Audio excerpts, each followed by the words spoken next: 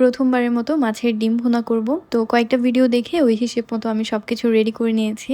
এখানে যে ডিমটা আছে এটা মোস্ট প্রবাবলি রুই মাছের ডিম। তো ডিমটাকে প্রথমে আমি হাত দিয়ে একটু মিহি করে নিচ্ছি। এই স্টেপটা করলে রান্নার পর মাছের ডিমটা একদম ঝুরা ঝুরা থাকবে আর ডিমের নাড়িটা একদম সহজেই ফেলে দিতে পারবো। তো এখন রান্নায় আসি। প্যানে তেল গরম করে নিয়েছি। একদম বেশি তেল দিব না, অল্প একটু দিব, আবার পরেও তেল অ্যাড করতে হবে। এই গরম তেলে পেঁয়াজ আর আদা রসুনের পেস্ট দিয়ে একটু ভাজা ভাজা করে নিব। তারপর ছোট করে কাটা টমেটো আর চেরা কাঁচামরিচ দিয়েছি।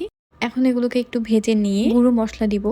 এখানে হলুদ, মরিচ, জিরে গুঁড়ো, স্বাদ মতো লবণ আর একটু রাঁধুনি মাছের মশলাটা দিয়েছি। আমি অনেক ভিডিও দেখে থাকলেও বেসিক আইডিয়াটা নিয়ে নিজের মতো করে রান্না করি। তো আমার মতো করেই আমি রাঁধুনি মাছের মশলাটা দিয়েছি। এটা দিলে আমার কাছে একটু ফ্লেভারটা ভালো লাগে। মশলাটাকে ভালোভাবে কষিয়ে এখানে ডিমটা দিয়ে দিতে হবে। ডিমটা দেওয়ার পর অনবরত নাড়তে থাকবো আর সামান্য একটু পানি দিয়ে একদম স্লো আছে এটাকে 5-6 মিনিট কুক করে নিব।